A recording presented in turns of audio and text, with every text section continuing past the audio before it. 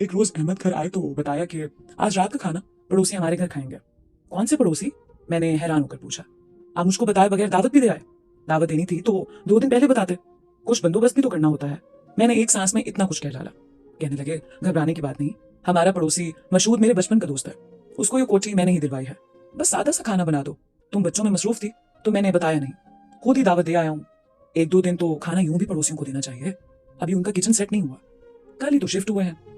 उन्होंने भी एक ही सांस में मेरी सारी बातों का जवाब दे दिया और उसी वक्त जाकर दावत का सामान भी खरीद कर ले आए। मशहूद साहब की उम्र 40 के लगभग थी, जबकि बीवी उनसे आधी उम्र की यानी 20 साल की थी। नाम आयमा था और अच्छी टॉल थी। मशहूद भाई तहम्मुल मिजाज थे, वो ही ज्यादातर बातें करते रहे, जबकि गुफ्तगू के दौरान आयमा खामोश रही। वो खामोश जरूर थी लेकिन अफसरदा नजर ना आ रही थी। उनके जाने के बाद मैंने अहमद से पूछा कि उम्रों का इतना फर्क क्यों? वो बोले, मशहूद ने शादी अब की है। क्या ये उनकी दूसरी शादी है? नहीं, पहली है। उसकी वजह यह है कि उनके वालिदैन उसके बचपन में ही हादसे में जान बहक हो गए थे। उस वक्त मशहूद सिर्फ 9 बरस का था। तभी उसके नाना घर ले आए कि उनके सिवा कोई करीबी रिश्तेदार सहारा न दे सकता था। नाना की मोहब्बत पाकर मशहूद तो संभल गया, लेकिन उसकी मुमानियों को उसके घर में रहना बार गिरा गुजरता था। उन औरतों को उसका रहना चुभता था कि कहीं ससुर साहब अपनी जायदाद में से नवासे को हिस्सेदार न बना लें। नाना उसको पढ़ाई के साथ हुनर भी देना चाहते थे कि वह उनके बाद किसी का मोहताज न रहे। लिहाजा शाम को अपने एक दोस्त की वर्कशॉप पर बिठा दिया ताकि मशहूद अच्छा मैकेनिक भी बन जाए। वो उसको एक मजबूत इंसान के तौर पर देखना चाहते थे। मशहूद ने तालीम भी हासिल की और साथ में वो एक काबिल मैकेनिक भी बन गया। उसने गाड़ियों का काम अच्छे तरीके से सीख लिया था। जल्द ही उसको एक अच्छी मुलाजमत भी मिल गई। एक दिन झगड़ा हो गया क्योंकि मुमानिया नहीं चाहती थी कि वो अब घर में रहे। वो बरसरे रोजगार हो चुका था। घर में रोज रोज का झगड़ा खत्म करने की खातिर उसके नाना ने दिल पर पत्थर रखकर नवासे को रुखसत कर दिया। उस रोज पहली बार मशहूद को एहसास हुआ कि वो दुनिया में तन्हा है। ताहम उसे किसी किस्म का डर न था। वो इस काबिल हो गया था कि दुनिया का मुकाबला कर सके। वो किराए का कमरा लेकर रहने लगा। उसकी आदत थी हर काम तवज्जो और दिल जमी से करता था। लिहाजा दफ्तर में उसकी आदत वजह तरक्की बनी। उसकी जल्द तरक्की बदख्वाहों को एक आंख न भाई। दफ्तरी रकीबों ने साजिश करके उसे दफ्तर से निकलवा दिया। उसके पास कुछ रकम थी और हुनर भी था। बस किराए पर छोटी सी दुकान ले ली और औजार खरीद कर गाड़ियों की रिपेयरिंग का काम शुरू कर दिया। दिनों में उसकी दुकान मशहूर हो गई और बहुत सा काम मिलने लगा। उसी हिसाब से आमदनी भी रोज बरोज बढ़ने लगी। जिंदगी की बका की जंग लड़ते हुए उसको एहसास भी ना हुआ कि गुजरते दिनों की धूप बालों में चांदी बनकर उतर आई है। जब एहसास हुआ, वक्त गुजर चुका था। उसने एक बड़ा गैराज ले लिया, अपना कारोबार भी सेट कर लिया। अब उसके बहुत से शागिर्द थे और ये अपने दफ्तर में बैठकर हुक्म देता और उसके मुलाजिम काम करते थे। जब फिक्र मौश से आसूदा हो गया तो घर बसाने का ख्याल आया, लेकिन ऐसा कोई नहीं था जो उसके मिजाज और उम्र के मुताबिक लड़की तलाश करता। इतनी दौलत कमा लेने के बावजूद अभी तक वो एक कमरे के किराए के मकान में ही रह रहा था। दिन यूं ही गुजरते रहे और हम दोस्त उसको मजबूर करते रहे कि वो शादी कर ले। वो खामोश हो जाता। एक दिन जब मैं उसे मिलने गया, वो कुछ खामोश सा था। वजह पूछी तो वो कहने लगा, कल मैं गिराज से वापस आ रहा था, रास्ते में एक लड़की नजर आई। वो बहुत परेशानी के आलम में जा रही थी। उसे इर्द गिर्द का कोई होश न था। उसे देखा तो बस देखता ही रह गया। वो मेरी नजर के मयार पर पूरी उतरी है। अब सोच रहा हूं कि कैसे उसका पता मालूम करूं और उसके हालात से वाकफियत हासिल करूं। उसकी कैफियत अजब थी। जितनी देर उसके पास बैठा रहा, वो उसी लड़की के बारे में बात करता रहा।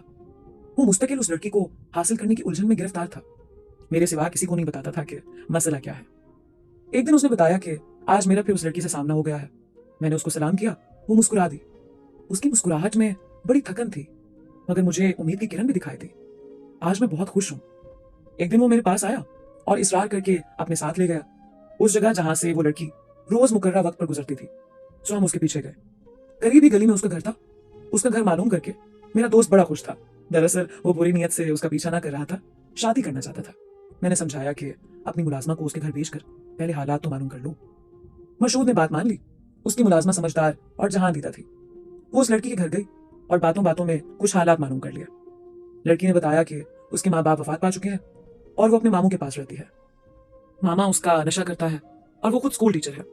सारी तनख्वाह मामा ले लेता है। रकम ना दे तो वो मारने पर आ जाता है। लड़की का नाम आयमा था, बहुत शाइस्ता थी। उसने तमाम बातें मशहूद को बताई। मशहूद ने उसे समझाया कि अमर आमा, तो मेरी हर बात उसे साफ साफ बता दो, फिर उसका फैसला पूछ लेना। जो वो कहेगी वैसा कर लेंगे।